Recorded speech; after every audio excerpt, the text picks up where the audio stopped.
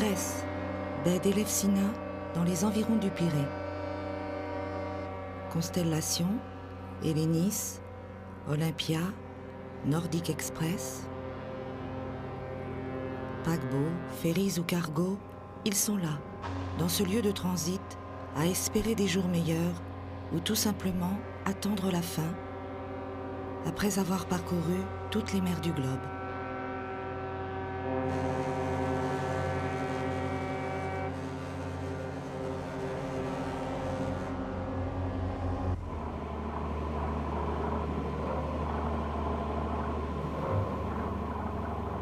Au fond de la baie, un paquebot. Le dernier paquebot construit par les États-Unis avant la Seconde Guerre mondiale. Il s'appelait America.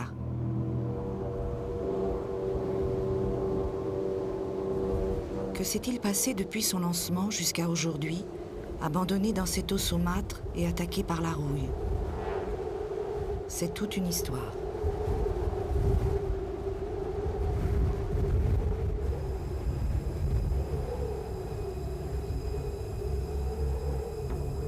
Dépression des années 30, première crise du Nouveau Monde. Ce ne sera pas la dernière. Tous les pans de l'économie sont touchés. Avec son New Deal, le président Roosevelt décide de relancer la machine économique. En 1936, l'un des projets de ce programme est la Maritime Commission, qui doit stimuler la construction navale et développer la marine marchande. La construction d'un nouveau transatlantique est l'une des priorités. Le projet s'appelle America, c'est la coque numéro 1. En Europe, en Allemagne, c'est déjà la montée du nazisme. Pour parler des navires, les Anglais utilisent le féminin. La carrière de l'America est une longue histoire d'amour. Au fil de sa vie, elle eut beaucoup de soupirants. Le premier, sans doute celui qui l'a pensé et conçu telle une star de cinéma, William Francis Gibbs. Mr. Gibbs, in one single word, was a genius. En un mot, M. Gibbs était un génie. Il aimait beaucoup les paquebots, mais ne supportait pas qu'ils soient tous sous pavillon anglais, français ou allemand. Et bien qu'il soit déjà avocat, M. Gibbs décida parallèlement d'être architecte naval, avec un seul but, construire le plus grand paquebot américain pour rivaliser avec les Européens. Il était très patriote. Il vénérait ses navires, mais il avait aussi une vraie obsession, la sécurité. Il voulait construire le paquebot le plus sûr et le plus rapide de tous les temps. Octobre 1937. La construction de ce navire est confiée au respectable chantier de Newport News en Virginie. Nous pouvons dire que l'America était très en avance dans son design général et dans sa construction, avec des compartiments étanches, ce qui voulait dire que même dans les pires situations, le navire devait continuer de flotter. Monsieur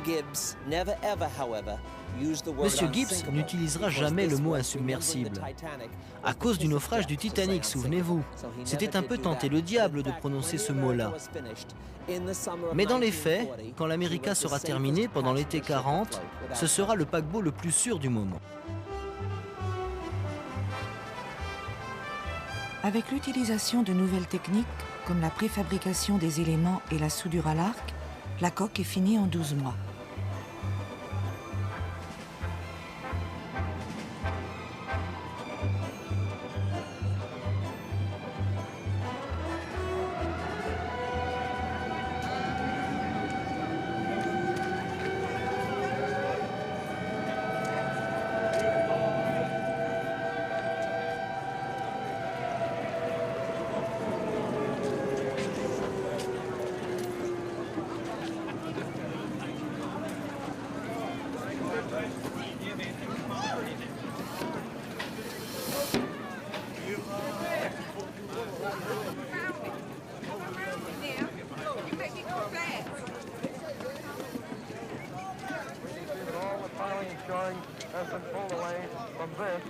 Starboard side of the ship.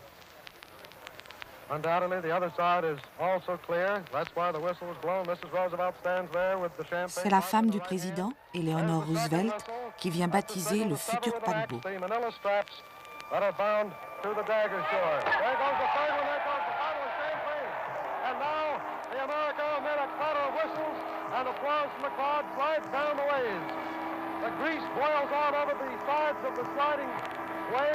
Devant 30 000 spectateurs émerveillés, la star fait son premier plongeon. Nous sommes le 31 août 1939.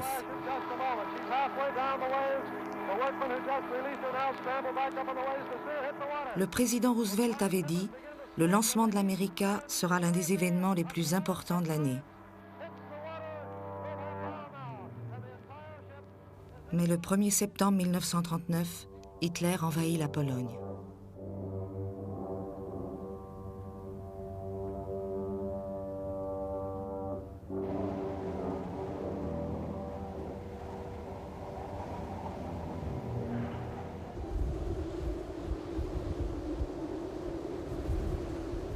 Longueur 216 mètres, poids 26 500 tonnes, vitesse 24 nœuds. Le coût de la construction 17 millions de dollars. À cause des événements, toutes les traversées sur l'Atlantique Nord sont annulées. Mais les travaux d'aménagement continuent et les ingénieurs terminent les essais de ce transatlantique, le plus sophistiqué du moment et considéré comme le plus sûr du monde. En effet, les tragédies comme les naufrages du Titanic et du Lusitania hantent encore les esprits.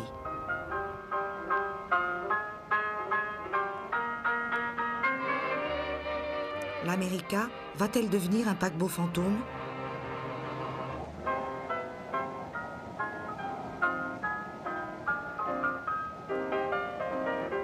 En attendant, on fait patienter la vedette avec des seconds rôles. Petite croisière aux Antilles. 10 août 1940, voyage inaugural avec 780 passagers à bord, direction les Bermudes.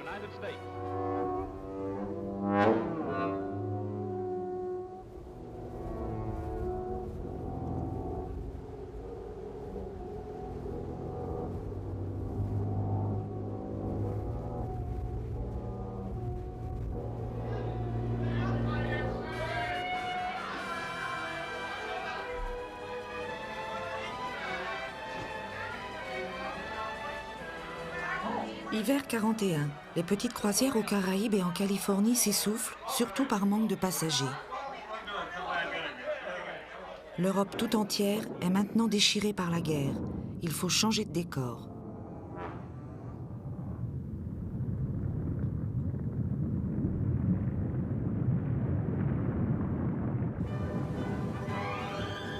« 27 mai 1941, ordre de réquisition générale. Comme le reste de la flotte marchande, l'America est obligée tout à coup de jouer l'Amazone.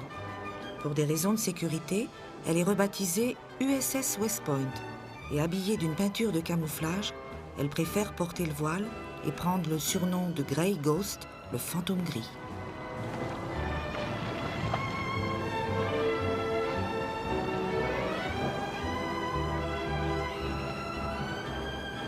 En 11 jours, les mêmes ouvriers qui avaient fait d'elle une star la transforment en un austère transporteur de troupes, sa capacité passant de 800 à 7000 passagers.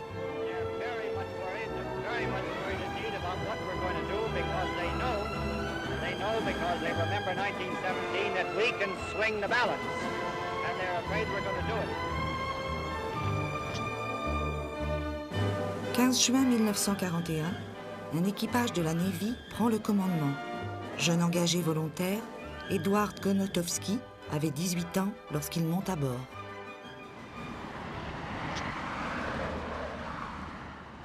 Je suis resté à bord du 5 janvier 1941 au 26 février 1946, soit à peu près 5 ans.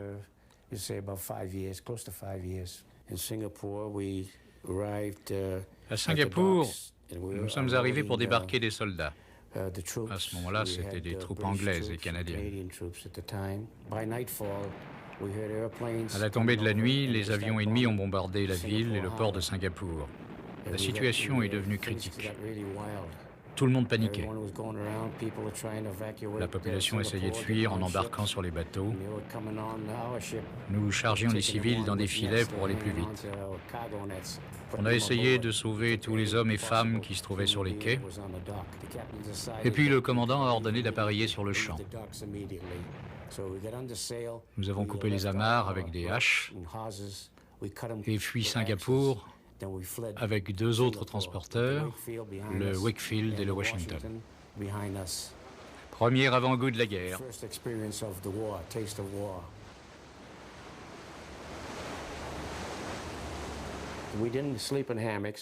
Nous ne dormions pas dans des hamacs, mais dans des couchettes, à 9 dans une petite cabine que nous gardions propre. Tous les matins, nous avions un broc d'eau douce, la ration du jour, pour se laver les dents, se raser et boire. Le soir, nous prenions une douche d'eau de mer avec du savon de Marseille. Et le linge était aussi lavé à l'eau de mer, mais tout était propre. C'était notre vie quotidienne.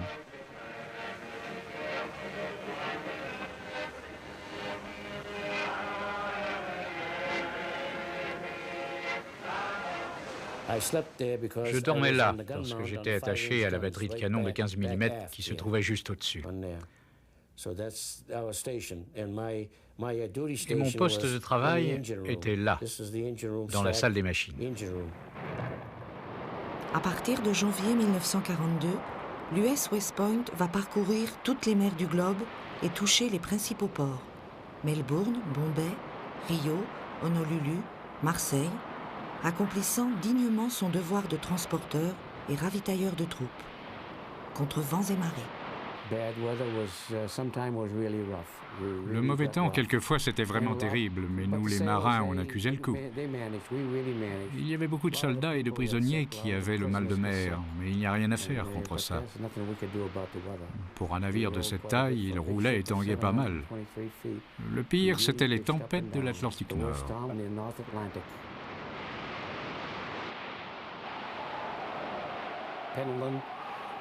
Dans la salle des machines, il y avait un balancier pour indiquer le degré du gîte. Il indiquait souvent 45 degrés, ce qui signifiait presque le chavirage. Et ensuite, on roulait très lentement, 5 minutes, à la marque opposée. À nouveau, 45 degrés de gîte. Et si par malheur, à ce moment-là, le capitaine changeait de cap, nous regardions fixement le balancier avec anxiété, car après 45 degrés, on ne pouvait plus rien faire. C'était la catastrophe.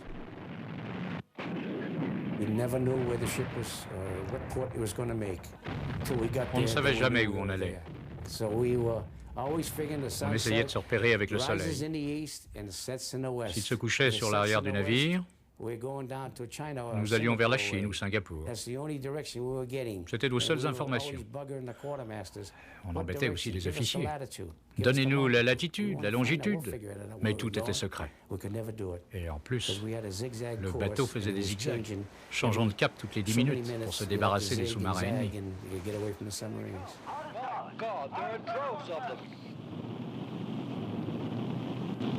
9, 10, 11, 12, 13, 14, 15, 16, 17.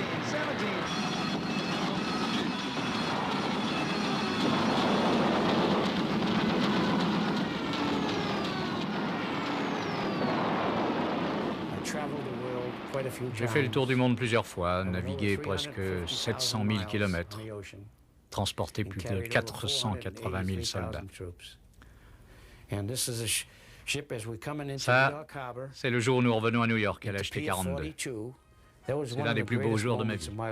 Revoir New York et rentrer à la maison. 6,000 men of the rugged 87th Division are aboard the West Point, and she can be proud to carry these men who wear the golden acorn, men who turned back von Rundstedt in the Battle of the Bulge.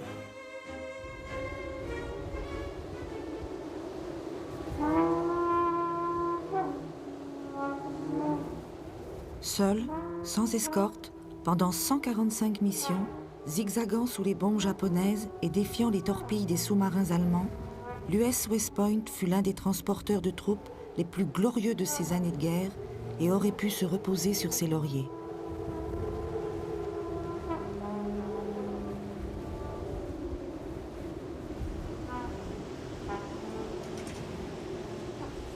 Mais l'América ne peut se résigner à abandonner le rôle qu'on lui avait initialement promis, un transatlantique. Elle reprend son nom de jeune fille, nouvelle reconversion, coût 8 millions de dollars.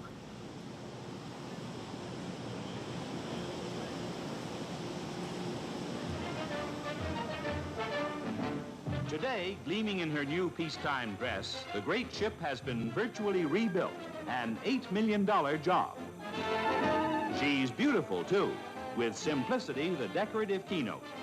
Elle retrouve son confort sans artifice et sa décoration sobre et de bon goût pour 1000 passagers avec 360 cabines divisées en 3 classes. To the proudest name on the 7 seas, the SS America.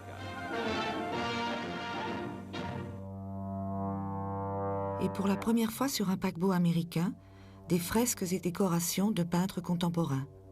Charles Baskerville dans les salons, Pierre Boudel dans la salle à manger et Barry Faulkner dans les 2 bars.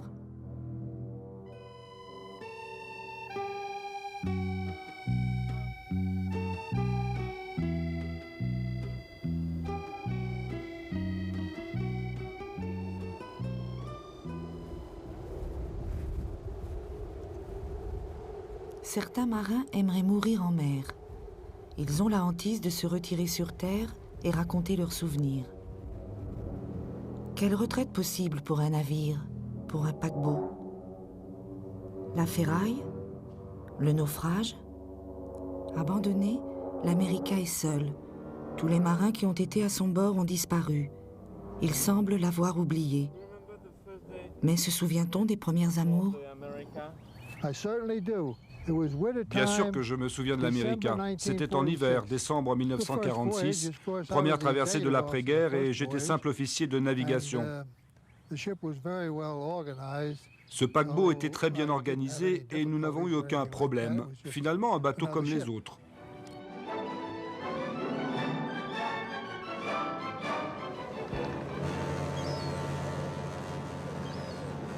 À nouveau dans les mains de la compagnie des US Lines, c'est avec 6 ans de retard que l'América entame sa carrière de transatlantique. Elle quitte New York le 14 novembre 1946. Direction Southampton et Le Havre.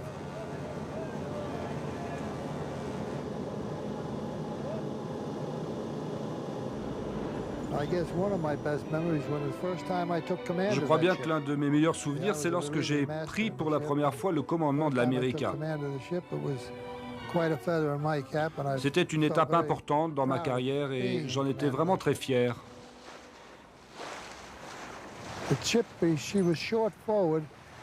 navire était très court de l'avant et dans le mauvais temps, il avait tendance à se ralentir de lui-même à cause des paquets de mer qu'il embarquait par la proue. Dans ces cas-là, nous étions obligés de réduire la vitesse à 10-12 nœuds, mais à part ça, nous naviguions régulièrement à 22 nœuds.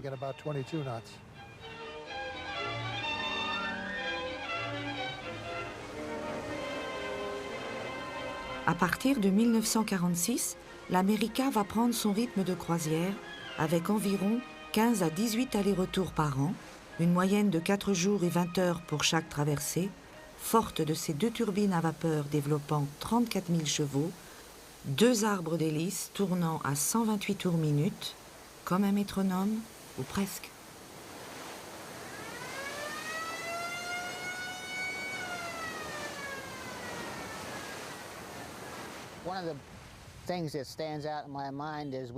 Le seul souvenir qui me revient comme ça est cet incident survenu au large des îles Scilly. Tout à coup, sans raison, le navire a ralenti. Et dans la salle des machines, nous ne comprenions rien. Finalement, l'un des mécaniciens a pensé qu'il y avait un problème avec le refroidissement des turbines. Nous avons ouvert alors la trappe de contrôle et à notre grande surprise, les condenseurs et radiateurs étaient pleins de harengs. Le navire avait traversé un banc de harengs et ils avaient bouché toutes les vannes et tous les tuyaux du radiateur de refroidissement. Alors on a arrêté les machines et tous les mécaniciens sont descendus dans les condenseurs avec des pelles et nous avons pelleté les poissons. Vous vous rendez compte, une des choses les plus importantes de ma carrière à bord de l'América. Les années 50, les années de gloire. De 1947 à 1957, l'America va faire le bonheur de ses passagers et de ses armateurs, les US Lines, avec un taux de remplissage de 80%. C'est l'époque où la voie maritime reste le seul moyen pour joindre le Nouveau Monde à la vieille Europe. En 1952, la mise en service du paquebot United States vole la vedette à l'America. Mais elle ne perd pas pour autant ses habitués et va jouer les parfaits seconds rôles et rester le paquebot des diplomates. Like to join the game? Asks Bill. Sure, Mary answers. I'd love to. How easy it is for a girl and a boy to meet aboard ship. Life was exciting in those days. La vie était palpitante avec tous ces passagers séduisants, très bien habillés, surtout en première classe. Mais je vous parle là d'une époque très différente de maintenant.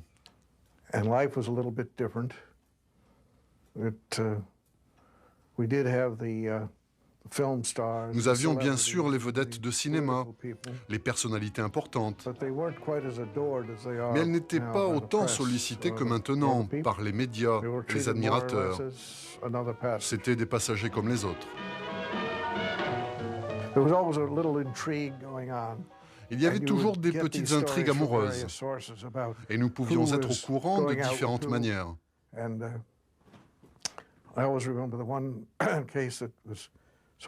Je me souviendrai toujours de cette Anglaise très chic, poursuivie par ce jeune homme canadien.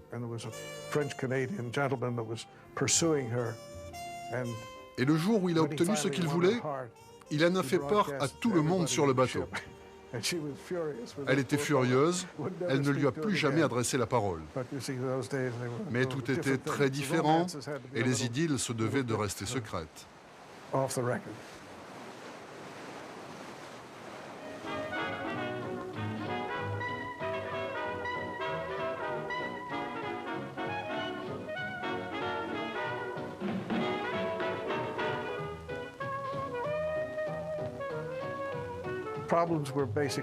Bien sûr, il y avait des problèmes, mais ils étaient plutôt simples et primaires. De temps en temps, des querelles entre mari et femme. Il fallait leur donner des cabines séparées. Des problèmes avec l'alcool, car les boissons étaient vraiment bon marché. Sur ce bateau, dans les années 50, avec 3 ou 4 $, vous pouviez vraiment vous saouler.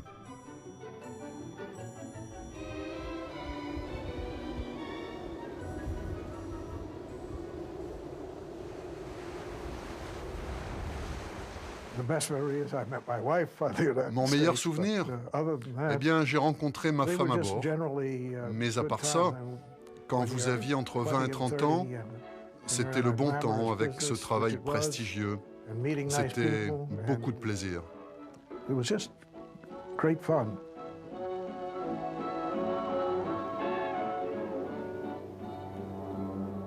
Certaines actrices ont disparu avec l'avènement du parlant. 1958. Premier vol aérien au-dessus de l'Atlantique. Très vite, les longs courriers absorbent presque 60% du trafic. Mais c'est aussi l'époque trouble du macartisme. Les Américains voient des communistes partout, surtout dans les syndicats qui, au fil des ans, ont pris un pouvoir énorme. Qui allait tirer définitivement le rideau de scène ? Dans les années 50, nous avons eu tous ces soupçons et ces enquêtes à propos des communistes infiltrés dans les syndicats de marins. C'était aussi le sentiment de nos dirigeants. Alors les douanes, le FBI ont épluché tous les équipages. Et bien sûr, ils ont trouvé des marins qui appartenaient à des organisations suspectes. Ils ont confisqué leur livret maritime et ces hommes n'ont jamais pu naviguer ensuite. Je crois que la bataille permanente des syndicats pour les augmentations de salaire était une erreur.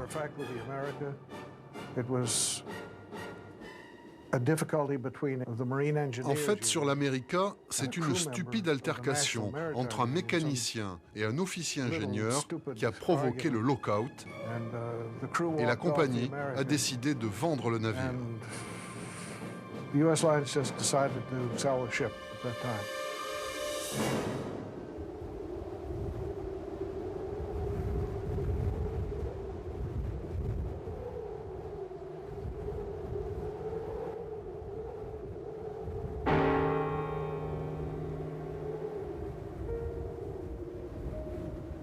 What's your name? My name's Ed from Dana-Farber. Okay, Ed, thank you. Bye-bye. Miami, capitale de la croisière. De ce port, chaque année, plus de 5 millions de voyageurs embarquent sur des paquebots futuristes pour aller faire des ronds dans l'eau des Caraïbes pendant quelques jours. Aujourd'hui, à la tête des Celebrity Cruises de la compagnie grecque Chandris, Dimitrios Kaparis eut l'idée lumineuse d'offrir une nouvelle carrière à l'America. Un matin pluvieux de novembre 1964, il visite le paquebot qui commence à rouiller. C'est tout de suite le coup de foudre.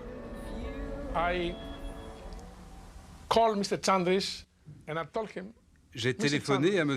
Chandris et je lui ai dit « Ce navire est magnifique. Il est en très bon état. Mais je pense qu'il est trop grand pour notre compagnie. » Monsieur Chandris m'a répondu « C'est parfait, parce que je pense que l'avenir est aux super paquebots qui pourront transporter plus de 2000 passagers. »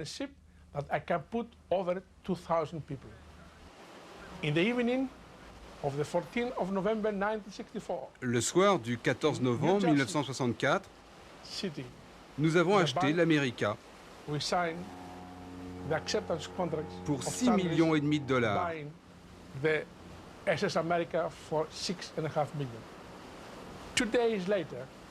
2 jours plus tard, avec un équipage grec, nous traversions l'Atlantique pour le Pirée, en Grèce.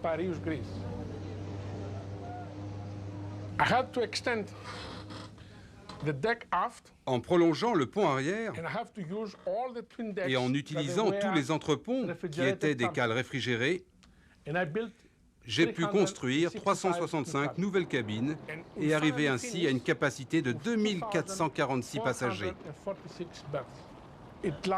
Toutes ces transformations se sont déroulées au Pirée pendant 9 mois et ont coûté à l'époque à peu près 5,5 millions de dollars.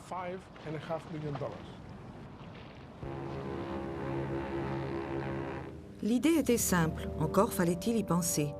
En doublant la capacité d'un vieux transatlantique peu rentable, créer le plus important paquebot de croisière du moment. L'America est rebaptisée Australis, c'est-à-dire la jeune fiancée australienne. Elle quitte le Pirée le 21 août 1965 avec 2000 passagers à bord. Dès 1959, Chandris Line s'était implanté sur le trafic passager avec l'Australie. En effet, ne pouvant subvenir à leurs besoins sur le continent, ils sont près de 10 000 chaque année, principalement des artisans et des commerçants, à émigrer de la Grèce vers l'Australie.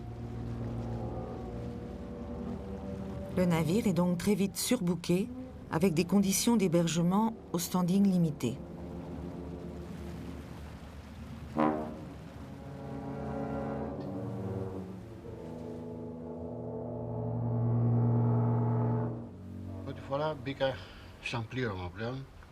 Je suis monté à bord de l'Australis pour la première fois le 4 avril 1965.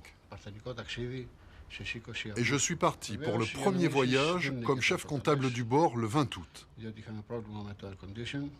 De ce premier voyage, les souvenirs ne sont pas formidables, en particulier la climatisation qui marchait mal, et la traversée de la mer Rouge avait été insupportable à cause des températures élevées. Il y avait 3 catégories de passagers.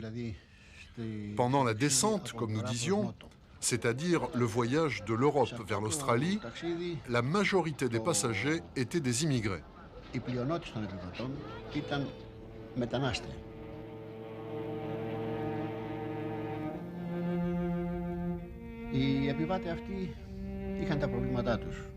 Ces gens-là avaient des problèmes. Ils quittaient leur village et commençaient une nouvelle vie. Cet inconnu ne les rendait pas très décontractés sur le bateau.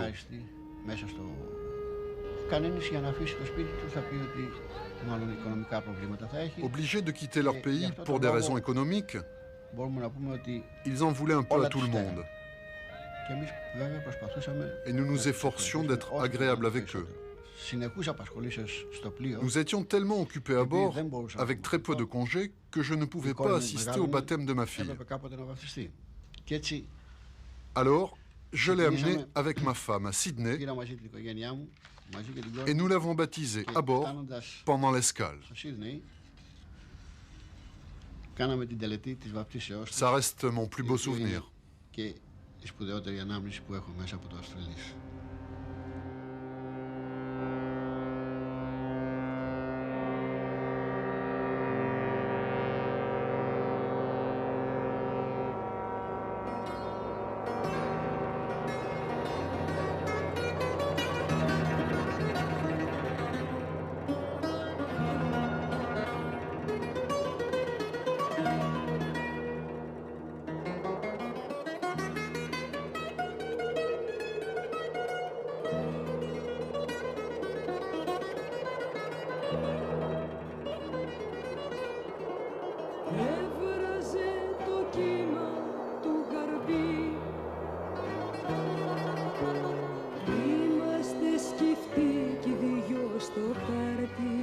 Chios, île de la mer Égée.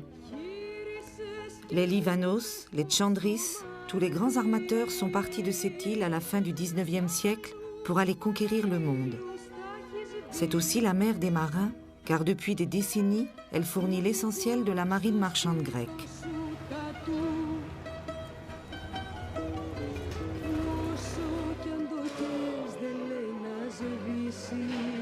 Fidèle à Anthony Tchandris comme l'un des principaux commandants de la compagnie, Dimitrios Kallioris s'est retiré dans ce port et souvent il repense à sa jeune fiancée australienne qu'il a dirigée avec poigne et tendresse pendant 15 ans.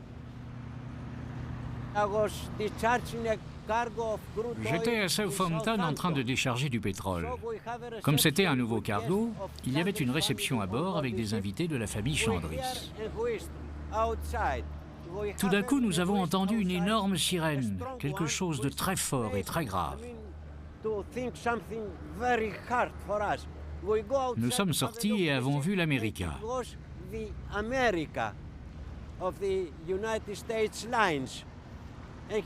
Alors, M. Anthony Chandris s'est tourné vers moi et m'a dit « Captain Challeris, ça te plairait d'être le commandant d'un tel paquebot ?» J'ai répondu « Bien sûr, mais vous n'avez pas de navire aussi gros. » Il m'a répondu « Eh bien, je vais acheter ce navire. » Et quelques années plus tard, il l'a vraiment acheté et j'en suis devenu le commandant. N'est-ce pas incroyable?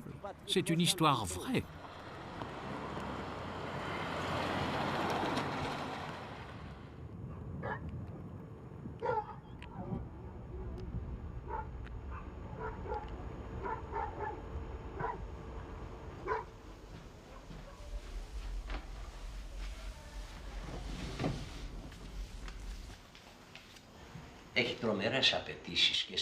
Vous savez, monsieur, le métier de capitaine sur un paquebot de croisière de cette taille réclame beaucoup d'exigences. À côté, tous les matins, il faut aller sur le pont, voir les passagers, les embrasser sur le front, écouter leurs désirs et critiques.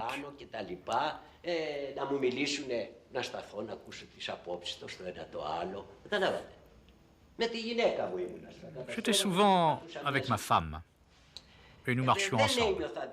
Je pouvais donc m'approcher d'une belle femme, lui parler et lui faire des compliments. Et souvent, elle me demandait « Capitaine, invite-moi à ta table ce soir. » Mais bien sûr, madame, je vous invite.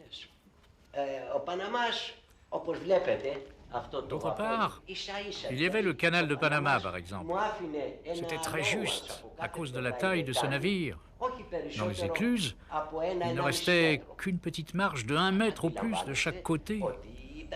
C'était très difficile et stressant, et il y a 8 ou 10 écluses.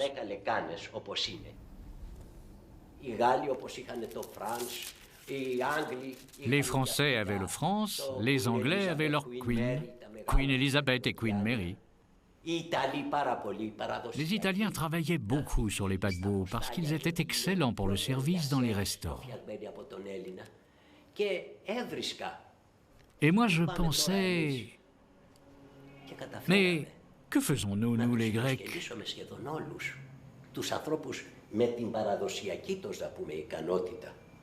Eh bien, nous avons réussi à les dépasser presque tous, et sans vraiment que je comprenne pourquoi. Nous avons réussi à devenir le #1 des croisières. Sans doute grâce à notre côté spontané, c'était notre seule arme.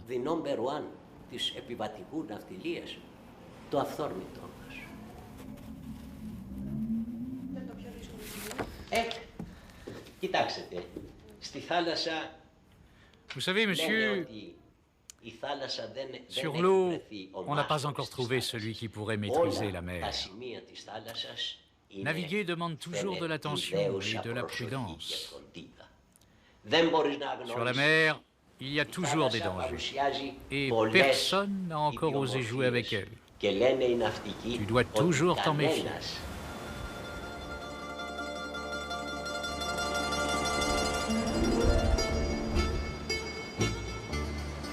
Mais avec l'Australis, la compagnie de Chandris a une autre bonne idée qui allait lui rapporter des fortunes.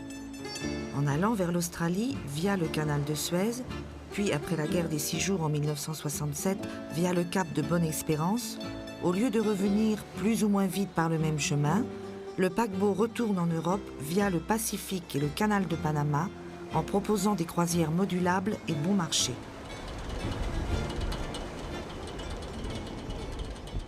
Le succès est énorme. Des voyages épiques à la bonne franquette où tout est prétexte pour faire la fête, comme le baptême de la ligne.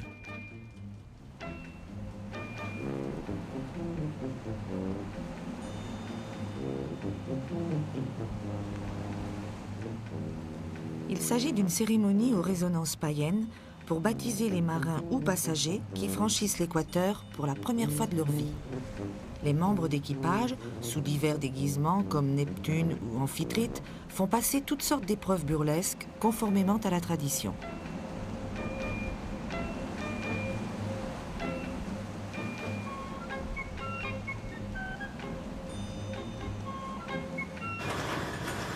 Ces croisières ont marqué toute une époque et elles laissent des souvenirs impérissables, aussi bien pour les passagers que pour les marins qui naviguent encore aujourd'hui sur les paquebots blancs de la compagnie. J'ai été 7 ans sur l'Australis et j'aimais beaucoup ce paquebot. À bord, c'était la belle vie et en plus, on gagnait bien sa vie. C'est pourquoi je suis resté si longtemps. Je travaillais dans la salle des machines comme graisseur. Après 12 heures de travail, j'aimais bien remonter au bar pour boire un verre, parler avec les passagers, danser et m'amuser. C'était très agréable et ça nous faisait oublier le boulot.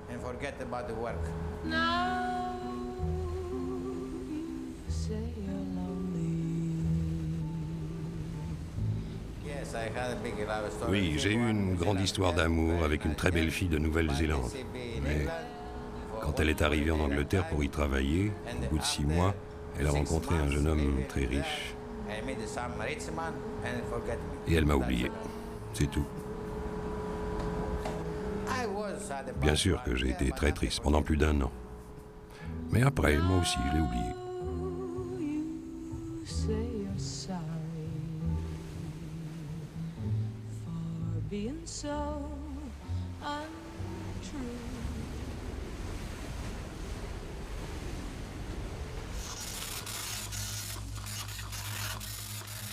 Tous les marins le redoutent car il est imprévisible. C'est pour les navires une fin atroce et dérisoire, malheureusement une des plus fréquentes. Le 22 octobre 1970, le feu se déclare dans les cuisines de l'Australis alors qu'il est dans le Pacifique. À bord, comme au siège de la compagnie, c'est l'alerte maximale. C'était la première fois qu'il nous arrivait une telle catastrophe. Mais tout de suite, j'ai compris. Après une demi-heure de discussion, M. Chandris m'a dit « Dimitri, tu es le plus jeune et le plus vaillant de nous tous. Il faut que tu prennes l'avion tout de suite pour aller sur le bateau dans les îles Fidji. » Dès mon arrivée, je suis allé voir le capitaine, Kalioris, dans son bureau. Il m'a expliqué que l'incendie avait été circonscrit après 9 heures de lutte acharnée.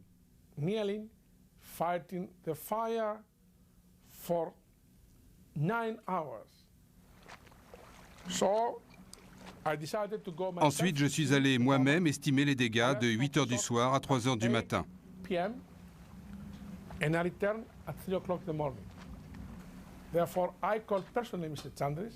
Et puis j'ai aussitôt téléphoné à M. Chandris pour lui annoncer que nous pouvions réparer le bateau sur place à condition de débarquer une partie des passagers et de l'équipage. Et je lui ai assuré que le navire pouvait repartir 12 jours plus tard.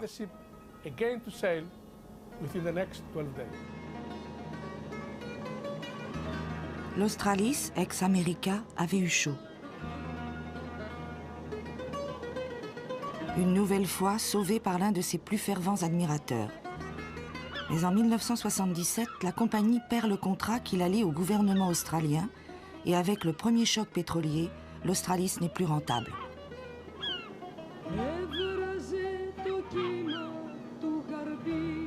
Le 18 novembre 1977, elle quitte Southampton pour son dernier voyage, après avoir fait entre 1965 et 1978 62 tours du monde, transportant près de 300 000 passagers. Malheureusement, aux alentours de 1978, les compagnies aériennes Qantas et Olympic nous faisaient trop de concurrence. Un peu comme cela s'était déjà passé sur l'Atlantique Nord. Et le 18 mai 1978, nous avons vendu l'Australis à une nouvelle compagnie new-yorkaise, la Venture Cruise Line, pour le prix de 6,5 millions de dollars. 6,5 millions de dollars? La bonne affaire. À peu de choses près, le même prix qu'il l'avait acheté 13 ans auparavant, du grand art. Mais de jeunes aventuriers américains pensent pouvoir faire mieux en misant sur la mode rétro avant l'heure, avec un comeback de l'Australis, rebaptisé America pour l'occasion. J'étais sur cette jetée quand l'America est revenue. Extérieurement, cela pouvait aller. Mais à l'intérieur, le bateau était dans un état lamentable. Et après les 2 premiers voyages, les articles de presse étaient désastreux, invoquant les mauvaises odeurs, les ordures et même la présence de rats. La compagnie fit faillite et l'America se retrouva à nouveau en réserve, amarrée à ses docks. Certains y ont vu un signe du destin. On n'appelle jamais 2 fois un bateau du même nom. Toujours est-il que les jeunes propriétaires se sont évanouis dans la nature et les banquiers, pour couvrir leurs dettes, décident de vendre l'America aux enchères. Et qui revient après la romance d'un été? La vente aux enchères était fixée au 28 août 1978. Nous avons démarré les enchères à 150 000 dollars et elles sont montées progressivement à 650 000 dollars. À 1 million, le commissaire-priseur a frappé 3 fois. Mais l'acquéreur potentiel s'est désisté. Et j'ai aussitôt dit 1,10 million. Là encore, le marteau a frappé 3 fois la cloche. Et comme il n'y avait pas de surenchère, le commissaire a dit « Monsieur, ce navire est à vous. » J'ai sauté de joie. Décidément, une passion qui rapporte gros. Au passage, une petite plus-value, et voilà, c'est reparti pour un tour. À nouveau sous les couleurs de Chandris, maintenant appelée Italis, l'America fait quelques croisières sans panache en Méditerranée orientale. Mais la passion n'y est plus, et avec le second choc pétrolier, l'ex-America est vraiment devenue trop dépensière. Que faire de l'Italis? On reparle des démolisseurs ferrailleurs taïwanais, mais les séparations sont toujours difficiles. À cette époque, mon idée était de refaire complètement le navire pour un budget entre 18 et 24 millions de dollars.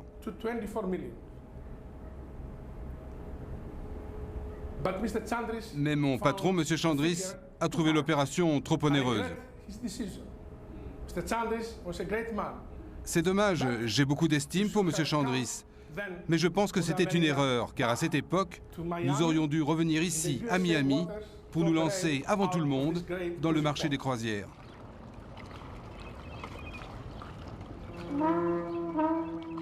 Printemps 1980. Comme une grande actrice déchue qui finit ses jours recluse dans ses appartements, l'América allait-elle achever sa carrière enchaînée dans une eau saumâtre? C'était sans compter les coups de foudre sur le Tar, un armateur syrien basé au Pirée. Quand j'ai acheté ce bateau en 1984, avec le projet d'en faire un hôtel flottant au large de Beyrouth.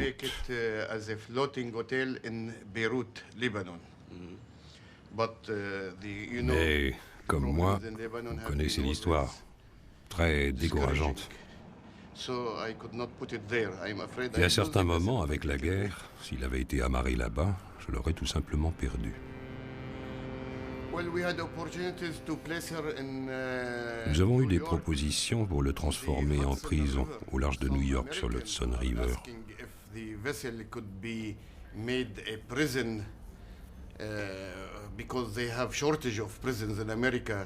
Les autorités américaines nous avaient contactés parce qu'il manquait de prisons là-bas.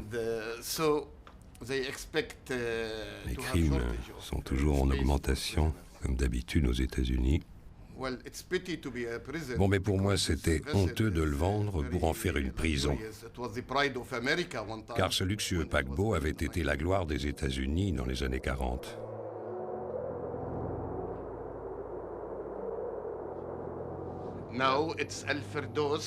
Son nom maintenant est Al-Ferdos, ce qui veut dire paradis en arabe. Et j'espère qu'avec ce navire, ce sera pour moi le paradis et non l'enfer.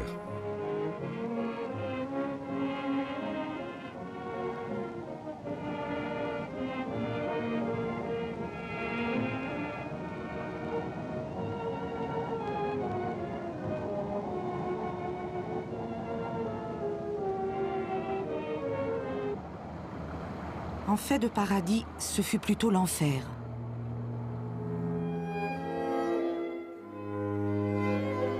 Pendant 10 ans, au Pirée, dans la baie d'Elefsina, le bateau manque plusieurs fois de couler. En juin 1992, l'Al-Ferdos attend toujours. Le marché de l'occasion et le prix de la ferraille se sont effondrés. Criblé de dettes, M. Henser jette l'éponge un soir de Noël 1993. Rebaptisé American Star, le paquebot retrouve l'océan dans les premiers jours de janvier 1994 à la remorque du Neftegas 67. Pour $1 million, l'América a été vendue à un groupe thaïlandais qui veut en faire un hôtel flottant au large de Phuket. Dans le fond, une retraite honorable et bien méritée.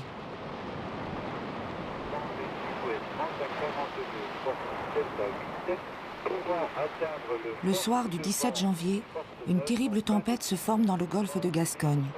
La situation devient difficile et la remorque casse à 2 reprises.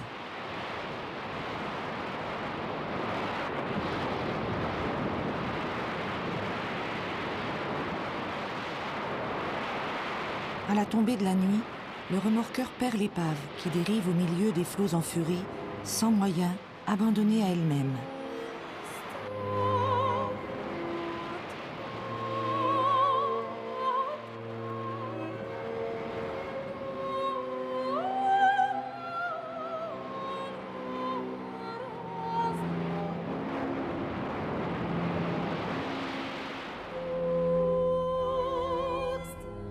Au petit matin du 18 janvier, on retrouve l'American Star échouée sur une plage des îles Canaries.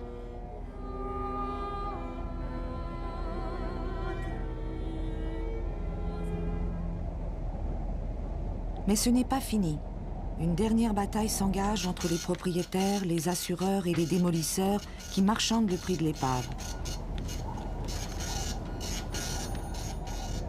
Ce sont les vagues qui emportent le marché. En quelques mois, elles brisent la coque en 2.